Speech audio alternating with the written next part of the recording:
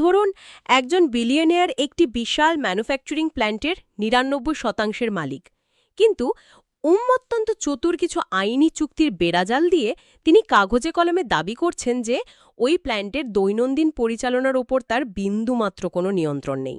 সাধারণ দৃষ্টিতে শুনলে মনে হবে এটি একটি নিখুঁত আইনি ফাঁকি। সাধারণ দুনিয়ায় আইনি চুক্তিই শেষ কথা। রাইট, লিগ্যাল দুনিয়াতে হয়তো এটাই শেষ কথা, কিন্তু আমরা যখন অ্যাডভান্সড ফিনান্সিয়াল রিপোর্টিং বা অ্যাকাউন্টিংয়ের গভীর স্তরে প্রবেশ করি, তখন কিন্তু এই সংখ্যাগুলো আইনি ফাঁকফোকর নিয়ে খুব একটা মাথা ঘামায় না। এরা শুধু খোঁজে পর্দার আড়াল থেকে আসল কলকাঠিটা কে নাড়ছে। একদম। আর অ্যাকাউন্টিংয়ের এই জায়গাটাই সবচেয়ে বড় বিভ্রম দূর করে। আজকের এই ডিপ ডাইভে আমাদের লক্ষ্য হলো ঠিক এই জায়গাটাতে ফোকাস করা। যারা সিএ অধ্যয়ন করছেন বা ফিনান্সিয়াল রিপোর্টিং নিয়ে কাজ করেন, তাদের জন্য এই রূপান্তরটি বোঝা সবচেয়ে বেশি জরুরি। হ্যাঁ, কারণ অ্যাকাউন্টিং এখন আর শুধু ডেবিট আর ক্রেডিট মেলানোর গাণিতিক ছক নয়, এটি হলো লিগ্যাল ফর্ম বা আইনি কাঠামোর আবরণ সরিয়ে ইকোনমিক সাবস্ট্যান্স বা প্রকৃত অর্থনৈতিক বাস্তবতাকে খুঁজে বের করার একটা নিরন্তর চেষ্টা। তো আজকে আমরা আইএফআরএস 10 মানে আইএফআরএস 10 অনুযায়ী গ্রুপ অ্যাকাউন্টসের পুরো আর্কিটেকচারটা ভেঙে দেখব। আমাদের লক্ষ্য শুধু সংজ্ঞাগুলো মুখস্থ করার নয়, বরং একটি প্যারেন্ট কোম্পানি কিভাবে সাবসিডিয়ারি তৈরি করে, কেন তারা আলাদা আলাদা আইনি সত্তা গঠন করে এবং সবশেষে কেন কনসলিডেশন করতে হয় তার পেছনের লজিকগুলো বিশ্লেষণ করা। এক্স্যাক্টলি, মুখস্থ করার বদলে কেন এবং কিভাবে এই প্রশ্নগুলোর উত্তর খোঁজাই হল আমাদের মূল মিশন। তো চলুন একদম গোড়া থেকে শুরু করা যাক। আচ্ছা, আগে তো ধারণা করা হতো যে কোনো কোম্পানির ৫১% শেয়ার কিনে নিলেই তার নিয়ন্ত্রণ বা কন্ট্রোল পাওয়া যায়, তাই না? হ্যাঁ, একসময় এটাই সহজ হিসাব ছিল, কিন্তু আইএফআরএস 10 তো এই ৫১%-এর সহজ গাণিতিক ধারণাকে পুরোপুরি বাতিল করে দিয়েছে। বাতিল করেছে মানে আইনি মালিকানা থাকলেও কি কন্ট্রোল নাও থাকতে পারে? হ্যাঁ, কারণ ৫১% শেয়ার মালিকানা অনেক সময় প্রকৃত ক্ষমতার চিত্রটা তুলে ধরে না। আইএফআরএস 10 কন্ট্রোলের সংজ্ঞাকে গাণিতিক শতকরা হিসাব থেকে বের করে এনে বাস্তব ক্ষমতার প্রয়োগের উপর দাঁড় করিয়েছে। আচ্ছা। এই স্ট্যান্ডার্ড অনুযায়ী একজন বিনিয়োগকারী তখনই একটি প্রতিষ্ঠানকে নিয়ন্ত্রণ করে যখন ৩টি সুনির্দিষ্ট শর্ত একসাথে পূরণ হয়। শর্তগুলো কিন্তু বিচ্ছিন্ন কোনো পয়েন্ট নয়, বরং এগুলো একটি আরেকটির সাথে লজিক্যালি যুক্ত। তো প্রথম শর্তটা কি দাঁড়াচ্ছে এখানে? প্রথম শর্তটি হল ভেরিয়েবল রিটার্নস বা পরিবর্তনশীল আয়ের সাথে যুক্ত থাকা। তার মানে হলো বিনিয়োগকারীর আয়টা ফিক্সড বা নির্দিষ্ট হতে পারবে না। মানে প্যারেন্ট কোম্পানি যদি শুধু একটি নির্দিষ্ট সুদের আশায় সাবসিডিয়ারিতে বিনিয়োগ করে বসে থাকে, তাহলে তো সে সাধারণ একজন পাওনাদার বা ক্রেডিটর হয়ে গেল, রাইট? একদম তাই। কন্ট্রোল প্রতিষ্ঠা করতে হলে সাবসিডিয়ারির পারফরম্যান্সের ওপর ভিত্তি করে প্যারেন্টের আয়ও ওঠানামা করতে হবে। সাবসিডিয়ারি ব্যবসায় ভালো করলে প্যারেন্ট লাভবান হবে, আর ডুবলে প্যারেন্টকেও সেই ক্ষতির ভার নিতে হবে। লজিকটা ঠিক সেখানেই। এই পরিবর্তনশীল আয় বা ভ্যারিয়েবল রিটার্নস নিশ্চিত করে যে বিনিয়োগকারীর ভাগ্য ওই প্রতিষ্ঠানের ভাগ্যের সাথে আষ্টেপৃষ্ঠে জড়িয়ে আছে। Makes sense. এখন দেখুন, আপনার ভাগ্য যদি অন্য একটি কোম্পানির পারফরম্যান্সের ওপর নির্ভর করে, তাহলে স্বাভাবিকভাবেই আপনি সেই পারফরম্যান্সকে নিজের মতো করে পরিচালনা করতে চাইবেন। আর এখানেই আসে দ্বিতীয় শর্ত, পাওয়ার বা ক্ষমতা। আচ্ছা, বিষয়টা একটু ভেঙে দেখা যাক। এই পাওয়ার বলতে ঠিক কী বোঝায়? এটা তো খুব বায়বীয় একটা শব্দ। আমি যদি কোম্পানির ভেতরে বসে শুধু পরামর্শ দিই, সেটাও তো এক ধরনের প্রভাব। না, শুধু প্রভাব বা পরামর্শ দিলে হবে না। আইএফআরএস 10 বলছে পাওয়ার হলো এমন কিছু বিদ্যমান অধিকার বা এক্সিস্টিং রাইটস যা দিয়ে বিনিয়োগকারী প্রতিষ্ঠানটির দিক নির্দেশনা দিতে পারে। মানে এই ক্ষমতাকে সরাসরি প্রয়োগযোগ্য হতে হবে। রাইট। আর এই প্রয়োগটা হতে হবে রেলেভেন্ট অ্যাক্টিভিটিজ বা প্রাসঙ্গিক কাজগুলোর ওপর। এটি হলো আমাদের তৃতীয় শর্ত।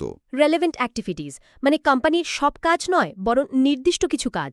হ্যাঁ, রেলেভেন্ট অ্যাক্টিভিটি বলতে এমন সব কার্যক্রমকে বোঝায় যা সরাসরি সাবসিডিয়ারির রিটার্ন বা আয়ের ওপর উল্লেখযোগ্য প্রভাব ফেলে। যেমন ধরুন, অফিসের দেয়াল কোন রং করা হবে সেটা রেলেভেন্ট অ্যাক্টিভিটি নয়, কিন্তু বাৎসরিক মূল বাজেট অনুমোদন করা, মূলধন কোথায় বিনিয়োগ করা হবে তা নির্ধারণ করা, কিংবা ধরুন প্রধান নির্বাহী কর্মকর্তা বা সিইও নিয়োগ ও ছাঁটাই করা, এগুলো তাই তো? এক্স্যাক্টলি, এগুলোই হলো রেলেভেন্ট অ্যাক্টিভিটিজ। এটাকে যদি আমি একটু অন্যভাবে দেখি, মানে বিষয়টা অনেকটা একটা গাড়ির স্টিয়ারিং হাতে থাকার মতো। হ্যাঁ, দারুণ একটা উদাহরণ। ধরুন আমি একটি গাড়ির ভেতরে বসে আছি। আমি হয়তো গাড়িটার মালিক, কিন্তু গাড়িটার ইঞ্জিন বা স্টিয়ারিংয়ের ওপর আমার কোনো হাত নেই। আমি শুধু একজন প্যাসেঞ্জার। হুম। কিন্তু আমার হাতে যদি স্টিয়ারিং থাকে এবং আমি সিদ্ধান্ত নিতে পারি যে গাড়িটি কোন রাস্তায় যাবে, কখন ব্রেক কষবে বা কতটা স্পিডে চলবে, একমাত্র তখনই আমি গাড়িটিকে নিয়ন্ত্রণ করছি। কারণ ওই স্টিয়ারিং ঘোরানোর ফলেই গাড়ির গন্তব্য বা রিটার্ন পরিবর্তন হচ্ছে। স্টিয়ারিংয়ের অ্যানালজিটা এখানে একদম নিখুঁতভাবে কাজ করে। আইনি মালিকানার চেয়ে স্টিয়ারিংটা কার হাতে আছে সেটাই IFRS 10 দেখতে চায়। এখানে সবচেয়ে চমকপ্রদ বিষয়টি হল এই স্ট্যান্ডার্ড শুধুমাত্র আইনি মালিকানার বদলে ক্ষমতার বাস্তব প্রয়োগের উপর জোর দেয়। বাস্তব প্রয়োগ বলতে? একটা বাস্তব উদাহরণ দিলে বিষয়টা আরও পরিষ্কার হবে। ধরুন একটি বড় বিনিয়োগকারীর হাতে একটি কোম্পানির মাত্র 40% শেয়ার আছে। আমরা জানি 51%-এর নিচে থাকলে সাধারণত মেজরিটি পাওয়া যায় না। রাইট, কাগজে কলমে মেজরিটি নেই। কিন্তু বাকি 60% শেয়ার যদি বাজারে লাখ লাখ ছোট ছোট সাধারণ বিনিয়োগকারীর মাঝে এমনভাবে ছড়িয়ে থাকে যে তারা কখনোই একসাথে হয়ে সঙ্ঘবদ্ধ কোনো সিদ্ধান্ত নিতে পারে না, তখন কি হবে? আচ্ছা, কিন্তু 40% শেয়ার নিয়ে একজনকে নিয়ন্ত্রক বা প্যারেন্ট বলে ঘোষণা করা তো বেশ ঝুঁকিপূর্ণ একটা অনুমান। কারণ কাগজে কলমে ওই 60% বিনিয়োগকারী যদি কোনোদিন একজোট হয়ে যায়, তখন তো তারা 40%-এর মালিককে সহজেই সরিয়ে দিতে পারবে। স্ট্যান্ডার্ড কি এই তাত্ত্বিক ঝুঁকি জায়গাটা এড়িয়ে যাচ্ছে না? খুব যৌক্তিক একটি প্রশ্ন। তাত্ত্বিকভাবে 60% মানুষ একজোট হতে পারে ঠিকই, কিন্তু অ্যাকাউন্টিং স্ট্যান্ডার্ডগুলো তাত্ত্বিক সম্ভাবনার চেয়ে প্র্যাকটিক্যাল এবিলিটি বা বাস্তব ক্ষমতার উপর জোর দেয়। মানে অডিটররা প্র্যাকটিক্যালি কি হচ্ছে সেটা দেখবে। একদম তাই। যখন অডিটররা বা হিসাবরক্ষকরা কন্ট্রোল মূল্যায়ন করেন, তখন তারা কোম্পানির বিগত এজিএম বা বার্ষিক সাধারণ সভার ভোটিং প্যাটার্নগুলো অ্যানালাইজ করেন। ও আচ্ছা। যদি দেখা যায় যে ঐতিহাসিকভাবে কখনোই ওই ছোট বিনিয়োগকারীরা সংঘবদ্ধ হয়নি এবং 40% শেয়ারধারী ব্যক্তি সবসময় নিজের সিদ্ধান্তে সিইও নিয়োগ দিয়েছে বা বাজেট পাশ করিয়েছে, তখন IFRS 10 অনুযায়ী ওই 40% শেয়ারধারী হল প্যারেন্ট। একে বলা হয় ডি ফ্যাক্টো কন্ট্রোল বা বাস্তব নিয়ন্ত্রণ। বিষয়টা সত্যিই দারুণ। মানে অ্যাকাউন্টিং এখানে শুধু কাগজের চুক্তিতে আটকে না থেকে মানুষের আচরণ এবং কর্পোরেট ডাইনামিক্সের বাস্তবতাকে ডিকোড করছে। হ্যাঁ, এটাই সিএ অধ্যয়নরতদের জন্য সবচেয়ে বড় টেকঅ্যাওয়ে। লজিকটা বুঝতে হবে। তো এই পুরো কন্ট্রোলের মেকানিজমটা আমরা বুঝলাম কিভাবে একটি প্যারেন্ট কোম্পানি সাবসিডিয়ারি স্টিয়ারিং নিজের হাতে রাখে। কিন্তু এখানে আমার একটা বড় কৌশলগত কনফিউশন আছে। বলুন। কন্ট্রোল বা ক্ষমতা যদি এতই জরুরি হয়, তাহলে একটি কোম্পানি কেন সেই ক্ষমতাকে আলাদা আলাদা আইনি সত্তা বা সাবসিডিয়ারির মধ্যে খণ্ডিত করবে? খুব ভালো পয়েন্ট। মানে একটি বিশাল কর্পোরেশন তৈরি করে তার ভেতরেই তো আলাদা আলাদা ডিভিশন বা বিভাগ হিসেবে পুরো ব্যবসা চালানো যেত। আলাদা কোম্পানি খুলে একটা গ্রুপ বানানোর তো কোনো দরকার ছিল না, তাই না? এটি কর্পোরেট স্ট্রাকচারিংয়ের সবচেয়ে মৌলিক দ্বন্দ্বগুলোর একটি।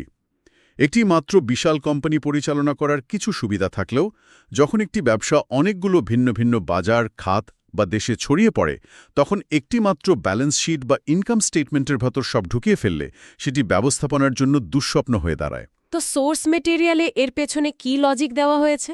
সোর্স মেটেরিয়ালে সাবসিডিয়ারি গঠনের পেছনে মূলত 4টি অত্যন্ত শক্তিশালী ব্যবসায়িক কারণ দেখানো হয়েছে।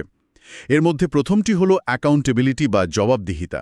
জবাবদিহিতা কিভাবে একটি সাবসিডিয়ারি কাঠামোতে বেশি নিশ্চিত হয়? বিভাগের ভেতরেও তো ম্যানেজারদের টার্গেট দেওয়া যায়। টার্গেট দেওয়া যায়, কিন্তু বিভাগের ভেতরে পারফরম্যান্স লুকিয়ে ফেলা অনেক সহজ। ধরুন একটি বড় কোম্পানির একটা উৎপাদন বিভাগ আছে এবং একটি বিক্রয় বিভাগ আছে। যদি উৎপাদন বিভাগ অদক্ষতার কারণে খরচ বাড়িয়ে ফেলে, তারা সহজেই ইন্টারনাল ট্রান্সফার প্রাইসিংয়ের মাধ্যমে সেই অতিরিক্ত খরচটা বিক্রয় বিভাগের ঘাড়ে চাপিয়ে দিতে পারে। ফলে দিন শেষে বোঝা যায় না যে আসলে কোন ম্যানেজারের ব্যর্থতার কারণে কোম্পানির লাভ কমল। আচ্ছা, মানে ব্লেম গেম শুরু হয়ে যায়। রাইট। কিন্তু সেটি যদি একটি আলাদা সাবসিডিয়ারি হয়, তার নিজস্ব একটি P&L বা প্রফিট অ্যান্ড লস স্টেটমেন্ট থাকবে, সেই সাবসিডিয়ারি সিইও সম্পূর্ণভাবে ওই নির্দিষ্ট কোম্পানির লাভ বা ক্ষতির জন্য দায়ী থাকবেন। এখানে ব্যর্থতা লুকানোর কোনো জায়গা থাকে না। তার মানে আলাদা আইনি সত্তা তৈরি করার ফলে পারফরম্যান্স মাপার একটা শক্ত সীমানা তৈরি হয়ে যায়। খুব Exactly. লজিক্যাল। সোর্সে দ্বিতীয় যে কারণটির কথা বলা হয়েছে তা হলো অর্থায়ন বা ফাইন্যান্সিং। এটা কিভাবে কাজ করে? দেখুন, বড় কর্পোরেশনগুলোর কাঠামো সাধারণত খুব জটিল হয়। এখন ধরুন, একটি গ্রুপের অধীনে অনেকগুলো ব্যবসা আছে: টেক্সটাইল, ফার্মাসিউটিক্যালস এবং প্রযুক্তি। প্রযুক্তির সাবসিডিয়ারিটির হঠাৎ করে ব্যাংক লোনের প্রয়োজন হল। ব্যাংক যখন ঋণ দিতে আসবে, তারা পুরো গ্রুপের জটিল আর্থিক জঞ্জাল ঘাঁটতে চাইবে না। তারা নির্দিষ্ট করে ওই প্রযুক্তি কোম্পানির ঝুঁকি এবং রিটার্ন মূল্যায়ন করতে চাইবে। বুঝতে পেরেছি। সাবসিডিয়ারি কাঠামো থাকলে খুব সহজেই একটি নির্দিষ্ট, স্বাধীন এবং অডিটেড ফিনান্সিয়াল স্টেটমেন্ট ঋণদাতাদের দেখানো যায়। এতে লোন প্রসেসিং যেমন সহজ হয়, তেমনি ঋণের সুদের হারও অনেক ক্ষেত্রে কমানো সম্ভব হয়। রাইট। আর এই জায়গাটিতেই তৃতীয় কারণটি চলে আসে, যা আমার কাছে সবচেয়ে ইন্টারেস্টিং মনে হয়েছে: প্লেজিং অ্যাসেটস বা সম্পদ জামানত রাখা। হ্যাঁ, এই কনসেপ্টটা খুব ক্রুশিয়াল। এটাকে আমি একটা বড় জাহাজের ভেতরের ওয়াটারটাইট কম্পার্টমেন্ট বা পানি নিরোধক প্রকোষ্ঠের সাথে তুলনা করতে পারি। ধরুন জাহাজটা সাগরে ভাসছে। যদি কোনো দুর্ঘটনায় জাহাজের একটা অংশে ফুটো হয়ে পানি ঢুকতে শুরু করে, তবে শুধু ওই নির্দিষ্ট কম্পার্টমেন্টটাই পানিতে ডুববে। রাইট, কারণ দরজাগুলো সিল করা। এটা ডুবে যাবে না। সাবসিডিয়ারি গঠনের ক্ষেত্রেও বিষয়টা তো ঠিক এমন, তাই না? হ্যাঁ, আইনি দৃষ্টিকোণ থেকে সাবসিডিয়ারি ঠিক এই ওয়াটারটাইট কম্পার্টমেন্টের মতোই কাজ করে। প্রতিটি সাবসিডিয়ারি এক একটি স্বাধীন আইনি সত্তা। তো এটা লোন নেওয়ার ক্ষেত্রে কিভাবে হেল্প করে? ফলে যখন একটি সাবসিডিয়ারি ব্যাংক থেকে ঋণ নেয়, তখন সাধারণত শুধু ওই সাবসিডিয়ারির সম্পদগুলোকেই জামানত হিসাবে রাখা হয়। যদি ওই সাবসিডিয়ারির ব্যবসা সম্পূর্ণ ধ্বংস হয়ে যায় এবং সেটি দেউলিয়া হয়ে যায়, তাহলে পাওনাদাররা শুধু ওই সাবসিডিয়ারির সম্পদগুলোই ক্রয় করতে পারবে। মানে প্যারেন্ট কোম্পানির গায়ে কোনো আঁচড় লাগবে না? একদম না। তারা কোনোভাবেই গ্রুপের অন্যান্য সাবসিডিয়ারি বা প্যারেন্ট কোম্পানির মূল সম্পদে হাত দিতে পারবে না। কিন্তু এখানেই আমার একটা খটকা লাগছে। এই যে ওয়াটারটাইট কম্পার্টমেন্টের সুরক্ষা, এটা তো প্যারেন্ট কোম্পানিকে অত্যন্ত বেপরোয়া আচরণ করতে উৎসাহিত করতে পারে। কিভাবে? ধরুন প্যারেন্ট কোম্পানি জানল যে তার মূল সম্পদ একদম সুরক্ষিত, তখন সে ইচ্ছে করেই সাবসিডিয়ারির মাধ্যমে অত্যন্ত ঝুঁকিপূর্ণ প্রজেক্টে হাত দিতে পারে। সাবসিডিয়ারি ডুবলে তাদের কিছু যায় আসে না, কিন্তু লাভ হলে পুরো রিটার্নটাই তারা নিয়ে নেবে। এটা কি এক ধরনের মোরাল হ্যাজার্ড তৈরি করছে না? আপনি অত্যন্ত গভীর একটি পয়েন্ট ধরেছেন। কর্পোরেট আইনের ভাষায় একে কর্পোরেট ভেইল বা কর্পোরেট পর্দা বলা হয়। এবং হ্যাঁ, এর ফলে মোরাল হ্যাজার্ড তৈরি হওয়ার সুযোগ থাকে। তো ব্যাংকগুলো এর থেকে বাঁচে কিভাবে? কোম্পানিগুলো উদ্দেশ্যপ্রণোদিতভাবেই তাদের ঝুঁকিপূর্ণ উদ্যোগগুলোকে আলাদা সাবসিডিয়ারিতে রাখে ঠিকই, কিন্তু ব্যাংক বা ঋণদাতারাও কিন্তু বোকা নয়। তারা এই ঝুঁকি বোঝে। আচ্ছা। এই কারণে অনেক সময় সাবসিডিয়ারিকে ঋণ দেওয়ার আগে তারা প্যারেন্ট কোম্পানির কাছ থেকে একটা কর্পোরেট গ্যারান্টি চেয়ে বসে। যদি প্যারেন্ট গ্যারান্টি দেয়, তবে ওই ওয়াটারটাইট দরজা আর বন্ধ থাকে না, ফুটো হয়ে যায়। মানে তখন পুরো জাহাজের দায়ে এসে পড়ে। হ্যাঁ, কিন্তু যদি গ্যারান্টি না থাকে, তবে আইনিভাবে ঝুঁকিগুলো সত্যিই আলাদা থাকে। তার মানে এখানেও একটা কৌশলগত দড়ি টানাটানি চলে। আচ্ছা, সাবসিডিয়ারি গঠনের চতুর্থ এবং শেষ কারণ হিসেবে সোর্সের ডিসপোজাল বা ব্যবসা বিক্রির সুবিধার কথা বলা হয়েছে। এটা একটু বুঝিয়ে বলবেন? ধরুন, গ্রুপের মনে হলো যে তারা ফার্মাসিউটিক্যালস খাতের ব্যবসাটা আর করবে না, ওটা বিক্রি করে দেবে। যদি সেটি কোম্পানির ভেতরের একটি ডিভিশন হতো, তবে তাকে আলাদা করে বিক্রি করাটা এক বিশাল প্রশাসনিক ও আইনি দুঃস্বপ্ন হতো। কেন? কারণ কারখানার মেশিনপত্র, কর্মচারীদের চুক্তি, আইপি রাইটস সবকিছু আলাদা আলাদা করে ট্রান্সফার করতে হতো। কিন্তু সেটি যদি একটি আলাদা সাবসিডিয়ারি হয়, তবে পেরেন্ট কোম্পানিকে শুধু ওই সাবসিডিয়ারির কাগজপত্রের শেয়ারগুলো নতুন ক্রেতার কাছে হস্তান্তর করতে হবে। ও আই সি। মানে কোম্পানির ভেতরের কোনো কিছুই নাড়াচাড়া করার দরকার পড়ে না। একদম তাই। এটা মার্জার এবং অ্যাকুইজিশনের ক্ষেত্রে কতটা সুবিধা করে দেয় তা স্পষ্ট বোঝা যাচ্ছে। কিন্তু এই পুরো আলোচনার পর আমরা এখন একটা বড়সড় লজিক্যাল কনফ্লিক্ট বা দ্বন্দ্বে এসে দাঁড়াচ্ছি। দ্বন্দ্বটা কোথায়? একটু মনোযোগ দিয়ে দেখুন। আমরা এতক্ষণ ধরে আলোচনা করলাম যে আইনিভাবে আলাদা কোম্পানি তৈরি করাটা কতটা জরুরি। ঝুঁকি আলাদা রাখার জন্য, জবাবদিহিতার জন্য, অর্থায়নের জন্য আমরা ওয়াটারটাইট কম্পার্টমেন্ট তৈরি করলাম। সাবসিডিয়ারিগুলোর নিজেদের আলাদা ব্যালেন্স শিট, আলাদা আইনি সত্তা তৈরি হলো। যদি আইনিভাবে আলাদা থাকাই এত কৌশলগতভাবে লাভজনক হয়, তাহলে বছর শেষে অ্যাকাউন্টিংয়ের লোকেরা এসে সেই সব কম্পার্টমেন্ট ভেঙে দিয়ে কনসলিডেট বা একীভূত করার চেষ্টা করে কেন? খুব সুন্দর একটা প্রশ্ন। মানে কেন আমরা প্যারেন্ট এবং সাবসিডিয়ারির সব তথ্য মিলিয়ে একটি গ্রুপ অ্যাকাউন্টস তৈরি করি? কারণ আমরা একটু আগে ঋণদাতা বা ক্রেডিটরদের দৃষ্টিকোণ থেকে ঝুঁকি আলাদা করার কথা বলছিলাম, কিন্তু যখন আমরা কনসলিডেটেড ফিনান্সিয়াল স্টেটমেন্ট তৈরি করি তখন আমাদের প্রধান অডিয়েন্স বা দর্শক কিন্তু ব্যাংক নয়, তারা হলো প্যারেন্ট কোম্পানির শেয়ার হোল্ডাররা। শেয়ার হোল্ডারদের পার্সপেক্টিভটা তাহলে ভিন্ন। হ্যাঁ, আইনিভাবে সাবসিডিয়ারিগুলো যতই আলাদা হোক না কেন, প্যারেন্ট কোম্পানির যারা মালিক তারা আসলে পরোক্ষভাবে ওই সাবসিডিয়ারিগুলোরও মালিক।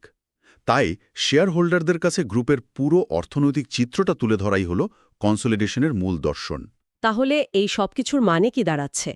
তার মানে কনসলিডেশন না থাকলে শেয়ার হোল্ডারদের সাথে এক ধরনের প্রতারণা করা সম্ভব হতো। একদম তাই। কনসলিডেশনের নিয়ম না থাকলে অফ ব্যালেন্স শিট ফিন্যান্সিংয়ের মাধ্যমে বিশাল জালিয়াতি করা সম্ভব। অফ ব্যালেন্স শিট ফাইন্যান্সিং এটা কিভাবে কাজ করে? ধরুন, প্যারেন্ট কোম্পানি বাজার থেকে সরাসরি ঋণ না নিয়ে তার একটি সাবসিডিয়ারির মাধ্যমে হাজার কোটি টাকার ঋণ নিল। কনসলিডেশন না হলে প্যারেন্ট কোম্পানির একক ব্যালেন্স শিটে ওই ঋণের কোনো অস্তিত্বই থাকত না। ও আচ্ছা। সেখানে সাবসিডিয়ারিকে শুধু একটি বিনিয়োগ বা ইনভেস্টমেন্টের লাইনে দেখানো হতো। ফলে প্যারেন্ট কোম্পানির ব্যালেন্স শিট দেখে মনে হতো তারা সম্পূর্ণ ঋণমুক্ত এবং আর্থিকভাবে অত্যন্ত শক্তিশালী। এটা তো সাংঘাতিক একটা ব্যাপার। আইনি পর্দার আড়ালে পুরো একটা ঋণের পাহাড় লুকিয়ে রাখা যেত। ঠিক এই জায়গাটিতেই আমাদের সেই ইকোনমিক সাবস্টেন্স ওভার লিগ্যাল ফর্মের নীতি আঘাত আনে। অ্যাকাউন্টিং স্ট্যান্ডার্ড বলছে, আইনি কাগজে তুমি যতই আলাদা কোম্পানি হও না কেন, বাস্তবে যেহেতু প্যারেন্ট কোম্পানির কন্ট্রোল বা ক্ষমতা আছে, সেহেতু পুরো গ্রুপটিকে এমনভাবে উপস্থাপন করতে হবে যেন তারা একটি সিঙ্গল ইকোনমিক এন্টিটি বা একক অর্থনৈতিক সত্তা। বুঝতে পেরেছি। আর এই কারণেই কনসলিডেশনের সময় প্যারেন্ট এবং সাবসিডিয়ারি সব সম্পদ, দায়, আয় এবং ব্যয়কে ১০০ ভাগ একসাথে যোগ করে দেওয়া হয়। এই মেকানিজমকে একটু বুঝতে চাই। সোর্সে বলা আছে যে গ্রুপ অ্যাকাউন্টস মূলত ৫টি প্রধান অংশ নিয়ে গঠিত: সিএসওএফপি, সিএসপিএল, সিএসওসিআই, সিএসওসিই এবং consolidated statement of cash flows. Right. Balance sheet, income statement, equity আর ক্যাশ ফ্লো। তো এই যে বিভিন্ন স্টেটমেন্টগুলোকে আমরা একীভূত করি, এর ভেতরে আসলে কি ঘটে? যেমন ধরুন ক্যাশ ফ্লো বা নগদ প্রবাহের বিবরণী, এটা মার্জ করার লজিকটা কি? কনসলিডেটেড ক্যাশ ফ্লোর লজিকটা খুব চমকপ্রদ। ধরুন, অর্থবছর শেষ হওয়ার ঠিক একদিন আগে ৩০শে ডিসেম্বর প্যারেন্ট কোম্পানি তার সাবসিডিয়ারিকে ৫০ কোটি টাকা লোন হিসেবে দিল, শুধু এটা দেখানোর জন্য যে সাবসিডিয়ারির হাতে অনেক নগদ টাকা আছে। আচ্ছা। যদি আলাদা আলাদা অ্যাকাউন্টস দেখেন মনে হবে সাবসিডিয়ারির লিকুইডিটি বা তারল্য খুব ভালো, কিন্তু যখন আপনি কনসলিডেট করবেন তখন গ্রুপের ভেতরের এই সব ইন্ট্রা গ্রুপ ট্রানজ্যাকশনস বা আন্তঃকোম্পানি লেনদেনগুলো পুরোপুরি বাতিল বা এলিমিনেট হয়ে যাবে। আচ্ছা, তার মানে এক পকেট থেকে টাকা বের করে অন্য পকেটে রাখলে যেমন আমার মোট টাকার পরিমাণ বাড়ে না, কনসলিডেশন ঠিক সেই লজিকটাই অ্যাপ্লাই করে। একদম ঠিক। কনসলিডেটেড স্টেটমেন্টে ভেতরে সব দেওয়াল মুছে ফেলা হয় এবং শুধু বাইরের দুনিয়া বা এক্সটার্নাল পার্টিগুলোর সাথে যে লেনদেন হয়েছে কেবল সেগুলোই প্রতিফলিত হয়। ওয়াও! একইভাবে প্যারেন্ট যদি সাবসিডিয়ারির কাছে চড়া দামে পণ্য বিক্রি করে কাগজে কলমে বিশাল প্রফিট দেখানোর চেষ্টা করে, সিএসপিএল বা একীভূত আয় বিবরণী তৈরির সময় সেই অবাস্তব বা আনরিয়ালাইজড প্রফিটকেও কেটে বাদ দিয়ে দেওয়া হয়। এতে শেয়ার হোল্ডাররা বুঝতে পারেন কোম্পানির আসল পারফরম্যান্স কেমন। এই ব্যাখ্যাটা কনসলিডেশনের পেছনের যুক্তিটাকে একদম স্ফটিকের মতো পরিষ্কার করে দিল। এখন আমরা আলোচনার শেষ ধাপে প্রবেশ করব। চলুন। আমরা এতক্ষণ ধরে সাবসিডিয়ারি এবং 100% বা মেজরিটি কন্ট্রোল নিয়ে কথা বললাম, কিন্তু ব্যবসার দুনিয়া তো আর সাদা-কালো নয়, এখানে অনেক ধূসর এলাকা আছে। একজন বিনিয়োগকারী তো সবসময় স্টিয়ারিং নিজের হাতে নেওয়ার জন্য শেয়ার কেনে না। রাইট। যখন পেরেন্ট কোম্পানির হাতে পুরোপুরি নিয়ন্ত্রণ থাকে না, তখন বিনিয়োগের অ্যাকাউন্টিং ট্রিটমেন্টগুলো কিভাবে বদলায়? সোর্স ম্যাটেরিয়ালে এই বিষয়টি বোঝানোর জন্য বিনিয়োগের একটি চমৎকার স্পেকট্রাম বা শ্রেণীবিন্যাস দেওয়া আছে। আচ্ছা, স্পেকট্রামটা কেমন? যদি আমরা এই বিষয়টিকে বড় পরিসরে দেখি, অ্যাকাউন্টিং স্ট্যান্ডার্ডগুলো মূলত বিনিয়োগকারীর ক্ষমতার মাত্রার উপর ভিত্তি করে রিপোর্টিংয়ের নিয়মগুলো ধাপে ধাপে পরিবর্তন করে। ক্ষমতার সর্বোচ্চ পর্যায়ে রয়েছে সাবসিডিয়ারি, যেখানে শর্ত হল কন্ট্রোল, আমরা আগেই দেখেছি কন্ট্রোল থাকলে ট্রিটমেন্ট হবে ফুল কনসলিডেশন। রাইট। কিন্তু ক্ষমতার মাত্রা যদি এর চেয়ে একটু কম হয় তখন আমরা দ্বিতীয় ক্যাটাগরিতে চলে আসি, যাকে বলা হয় অ্যাসোসিয়েট বা সহযোগী প্রতিষ্ঠান। এই অ্যাসোসিয়েটের সীমানাটা কোথায় নির্ধারিত হয়? ধরুন একটি পেরেন্ট কোম্পানি অন্য একটি কোম্পানির 30% বা 40% শেয়ার কিনল। তাদের হাতে স্টিয়ারিং নেই, কিন্তু তারা পিছনের সিটে বসে ড্রাইভারকে ভালোমতোই নির্দেশনা দিতে পারে। এটাকে কি আমরা অ্যাসোসিয়েট বলবো? হ্যাঁ, ঠিক তাই। অ্যাসোসিয়েটের শর্ত হল সিগনিফিক্যান্ট ইনফ্লুয়েন্স বা উল্লেখযোগ্য প্রভাব থাকা। সাধারণত 20% থেকে 50% ভোটিং রাইটস থাকলে ধরে নেওয়া হয় যে সিগনিফিক্যান্ট ইনফ্লুয়েন্স আছে। তো এদের ক্ষমতাটা ঠিক কতটা? এরা কোম্পানির একক নিয়ন্ত্রণ করতে না পারলেও কোম্পানির আর্থিক ও পরিচালনাগত পলিসি নির্ধারণের ক্ষেত্রে এদের মতামত দেওয়ার অধিকার থাকে। বুঝতে পেরেছি।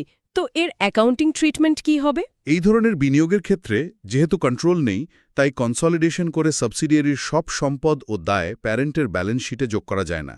এর বদলে এখানে ইকুইটি মেথড ব্যবহার করা হয়। এই ইকুইটি মেথডের মেকানিজমটা আসলে কিভাবে কাজ করে? এটা কি ফুল কনসলিডেশনের চেয়ে পুরোপুরি আলাদা? হ্যাঁ, এর মেকানিজমটা বেশ ভিন্ন। ফুল কনসলিডেশনে আমরা যেমন লাইন বাই লাইন সব সম্পদ এবং দায় প্যারেন্টের সাথে যোগ করে দিই, ইকুইটি মেথডে তা করা হয় না। একে অনেক সময় ওয়ান লাইন কনসলিডেশন বলা হয়। ওয়ান লাইন মানে শুধু একটা লাইনে দেখানো হয়? এক্স্যাক্টলি। এখানে প্যারেন্ট কোম্পানির ব্যালেন্স শিটে ইনভেস্টমেন্ট বা বিনিয়োগকে একটিমাত্র লাইনেই দেখানো হয়। আর বছর শেষে অ্যাসোসিয়েট কোম্পানি যে লাভ করে তার ঠিক ততটুকু অংশই প্যারেন্টের ইনকাম স্টেটমেন্টে যোগ করা হয়, যতটুকু শেয়ারের মালিক ওই প্যারেন্ট কোম্পানি। লজিকটা খুব পরিষ্কার। যেহেতু কারখানার উপর আমার একক নিয়ন্ত্রণ নেই, তাই আমি পুরো কারখানার মেশিন বা সম্পদ আমার ব্যালেন্স শিটে দেখাতে পারি না। আমি শুধু আমার বিনিয়োগের মূল্য এবং তার থেকে পাওয়া আমার লাভের অংশটুকুই দেখাতে পারি। একদম সঠিক লজিক ধরেছেন। এর পরের ক্যাটাগরি হিসেবে সোর্সে জয়েন্ট ভেঞ্চার বা যৌথর উদ্যোগের কথা বলা হয়েছে। এর সীমানাটা কোথায়? জয়েন্ট ভেঞ্চারের শর্ত হল জয়েন্ট কন্ট্রোল বা যৌথ নিয়ন্ত্রণ। এটি সাধারণত তখন হয় যখন দুই বা ততোধিক কোম্পানি একটি চুক্তি বা কন্ট্রাকচুয়াল এগ্রিমেন্টের মাধ্যমে একটি প্রজেক্ট শুরু করে। আচ্ছা। এখানে মজার বিষয়টা হল, কোনো সিদ্ধান্ত নিতে হলে চুক্তিবদ্ধ সব পক্ষের সর্বসম্মত বা আনানিমাস সম্মতির প্রয়োজন হয়। তার মানে যদি দুটি কোম্পানি 50-50 শেয়ার নিয়ে একটি জয়েন্ট ভেঞ্চার করে, তবে কেউই একা স্টিয়ারিং ঘোরাতে পারবে না। দুজনকে একসাথে স্টিয়ারিং ধরতে হবে। হ্যাঁ, একদম তাহলে এখানে অ্যাকাউন্টিং ট্রিটমেন্ট কি হবে? কেউই তো কনসলিডেট করতে পারবে না। ঠিক ধরেছেন। যেহেতু একক নিয়ন্ত্রণ নেই, তাই কেউই ফুল কনসলিডেশন করবে না। জয়েন্ট ভেঞ্চারের ক্ষেত্রেও ওই একই ইকুইটি মেথড ব্যবহার করা হয়। আচ্ছা, মানে দুজনেই তাদের নিজ নিজ ব্যালেন্স শিটে ইনভেস্টমেন্টের লাইনটিতে নিজেদের অংশের লাভ ক্ষতি সমন্বয় করবে। রাইট। আচ্ছা, ক্ষমতার মাত্রা তো কমতে কমতে প্রায় তলানিতে এসে ঠেকল। একদম শেষ ক্যাটাগরিটা কি? শেষ ক্যাটাগরিটি হল ফিন্যান্সিয়াল অ্যাসেট ইনভেস্টমেন্ট। এই বিনিয়োগের ক্ষেত্রে বিনিয়োগকারীর বিন্দুমাত্র কোনো ক্ষমতা বা প্রভাব থাকে না। তাহলে এরা বিনিয়োগ করে কেন?